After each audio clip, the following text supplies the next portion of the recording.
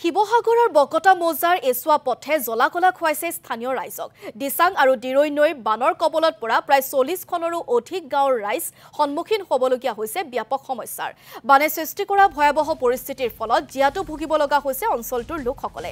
শীঘ্ৰে পথ মেৰামতিৰ লগতে বান পৰিস্থিতিৰ লগত মোকাবিলা কৰিব পৰাকৈ উপযুক্ত ব্যৱস্থা গ্ৰহণৰ আহ্বান জনাইছে অঞ্চলটোৰ লোকসকলে। আৰু এই পৰিৱেশ আমি জানিবলৈ চেষ্টা কৰিম আমাৰ সাংবাদিক মনোজ দত্তৰ জৰিয়তে। মই বৰ্তমান উপস্থিত আছোঁ শিৱসাগৰ জিলাৰ দেউৰুটিং বাখৰ বেঙেনা সংযোগী এটা পথত। মোৰ সহযোগীয়ে ইয়াৰ সামগ্ৰিক পৰিৱেশ দেখুৱাইছে। এইটো এটা পথ, এই পথ নহয় এক যেন বোকাময় এক পৰিৱেশ, এক পথাৰ।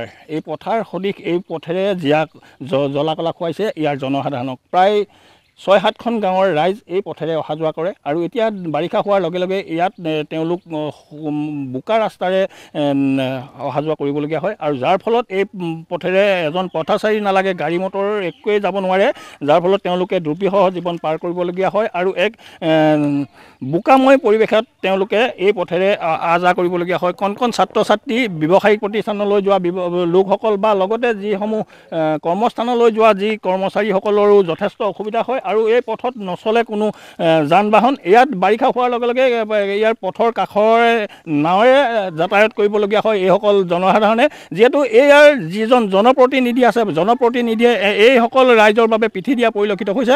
যিহেতু এতিয়া পূৰ্বতে থাওৰা সমষ্টি, এতিয়া ডিমৌ সমষ্টিত অন্তৰ্ভুক্ত হৈছে আৰু এই ডিমৌ সমষ্টি নামাকৰণ হোৱাৰ পাছতেই এইসকল ৰাইজ তেওঁলোকে বাৰম্বাৰ এটাই প্ৰতিনিধিক আহ্বান জনাইছে যে তেওঁলোকৰ এই পথটো সুচল কৰিবৰ বাবে তেওঁলোকে আহ্বান জনাইছে। যিহেতু উন্নয়নৰ শ্লোগান দি শাসনলৈ অহা এই বিজেপি চৰকাৰেও এতিয়া তেওঁলোকেও এই ৰাইজলৈ পিঠি দিয়া পৰিলক্ষিত হৈছে। যিহেতু কংগ্ৰেছ চৰকাৰৰ দিনত কোনো কাম নহ'ল সেইটো নিশ্চিত, কিন্তু এতিয়া এই বিজেপি দিনতো একো কাম হোৱা নাই বুলি তেওঁলোকে আমাক জানিবলৈ দিছে।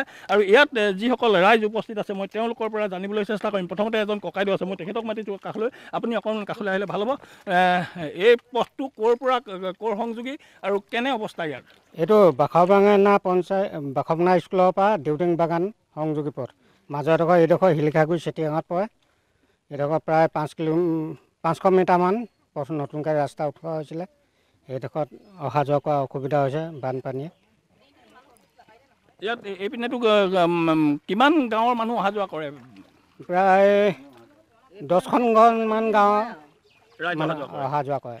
যিহেতু একমাত্ৰ এই পথটো দেখিছে এতিয়া এনেধৰণে তেখেতলোকে জনোৱা মতে এই পথেৰে যাতায়াত কৰে প্ৰায় 10খনৰো অধিক গাঁৱৰ লোকে, কিন্তু ইয়াত এই পথত কোনো তেওঁলোকে ব্যৱস্থা গ্ৰহণ নকৰাৰ ফলত এনে বোকাময় পৰিৱেশ সৃষ্টি হৈছে। আৰু ইয়াত থকা এগৰাকী বাইদেউ, মই তেখেতৰ পৰা জানিবলৈ চেষ্টা কৰিম।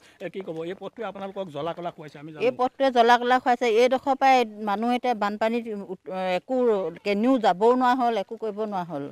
এই পথটো হোৱা হ'লে ভাল আছিলে তাৰমানে। ইয়াতে পূৰ্বতে কোন আছিলে ইয়াৰ বিধায়ক বা জনপ্ৰতিনিধিয়ে আপোনালোকক কি আশ্বাস দিয়ে? হ'ব কৈ থাকে, ৰাস্তা হ'বই এবাৰ তেনেকৈ বুলি কয় আৰু ইলেকশ্যনৰ সময়ত। তাৰপাছত আৰু একো ৰাস্তাই নহয় একো। হয়, দেখিছে যে মোৰ সহযোগীক মই ইয়াৰ পৰিৱেশ দেখুৱাবলৈ অনুৰোধ জনাইছোঁ। মই ইয়াৰ পৰা যিটো পকা ৰাস্তাৰ পৰা সংযোগ হৈ অহা এই পথটোৱে ইয়াৰ ৰাইজক যথেষ্ট কষ্ট দিছে আৰু তেওঁলোকে ক্ষোভিত হৈছে। আৰু তেওঁলোকে কৈছে যে এই পথটো যদি উন্নয়ন নকৰে, পঞ্চায়ত নিৰ্বাচন আহি আছে, ইটোৰ পিছত সিটো নিৰ্বাচন আহে, নিৰ্বাচনৰ সময়ত তেওঁলোকক বাৰম্বাৰ আহ্বান কৰে সেই প্ৰতিটো দলৰ নেতাকৰ্মী বা তাৰ প্ৰতিনিধিয়ে, কিন্তু তাৰ ইলেকশ্যন যোৱাৰ পাছতেই তেওঁলোকলৈ পিঠি দিয়া পৰিলক্ষিত হয়। এইসকল ৰাইজ ক্ষোভিত হৈ এনেধৰণে পথলৈ ওলাই আহিছে আৰু দেখিছে মোৰ সহযোগীয়ে ইয়াৰ প্ৰত্যেকৰে ভৰিত বোকা আৰু এই পথটোত কোনো যাব নোৱাৰে। আৰু কিছু নিলগতে দিৰৈ আৰু দিচাঙৰ সংযোগস্থল আছে, সেই সংযোগস্থলৰ যি বাঢ়নি পানী, সেই বাঢ়নি পানীয়েও পথটো সম্পূৰ্ণৰূপে বুৰাই পেলাইছে আৰু এই বুৰাই পেলোৱাৰ ফলত অতি ভয়ংকৰ হৈ পৰিছে এই পথটো। আৰু মই ইয়াত থকা এজন ব্যক্তি, মই তেখেতৰ পৰা জানিবলৈ চেষ্টা কৰিম। কি ক'ব, ইয়াত যে যথেষ্ট অসুবিধা হৈছে? যথেষ্ট আমাৰ অসুবিধা হৈছে এইটো পথ নোহোৱাৰ পৰা। হয়, এইটো কি ক'ব, জনপ্ৰতিনিধিক কি ক'ব আপুনি? এইটো আমাৰ বনাই দিবলৈ কৈছোঁ ৰাস্তাটো।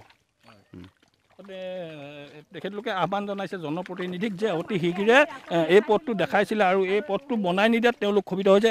বাইদেউ কি ক'ব, যিহেতু আপোনালোকৰ কণ কণ ল'ৰা ছোৱালীয়েও এই পথেৰে অহা যোৱা কৰিব নোৱাৰে, যিহেতু আপোনালোকৰ বিদ্যালয়লৈ ছাত্ৰ ছাত্ৰী পঠিয়ায়, কেনেকুৱা অসুবিধা? আৰু আমি পৰিৱেশ আপোনালোকক দেখুৱাইছোঁ, চাওক বকতাৰ শিৱসাগৰৰ বকতাৰ এই অঞ্চল আৰু সম্পূৰ্ণৰূপে বিধ্বস্ত হৈ পৰিছে এই পথছোৱা, যাৰ বাবে যথেষ্ট সমস্যাৰ সন্মুখীন হয়, এক প্ৰকাৰ পথাৰ সদৃশ হৈ পৰিছে। আৰু এই দৃশ্য আপোনালোকে দেখি সহজে অনুমান কৰিব পাৰি যে যাতায়াতৰ একেবাৰে সুচল হৈ থকা নাই এই পথটো, আৰু বাৰে বাৰে প্ৰতিশ্ৰুতি দিয়াৰ পিছতো কিন্তু এই পথটো মেৰামতি নকৰাৰ ফলত বা পকী নকৰাৰ ফলত যথেষ্ট সমস্যাৰ সন্মুখীন স্থানীয় ৰাইজ।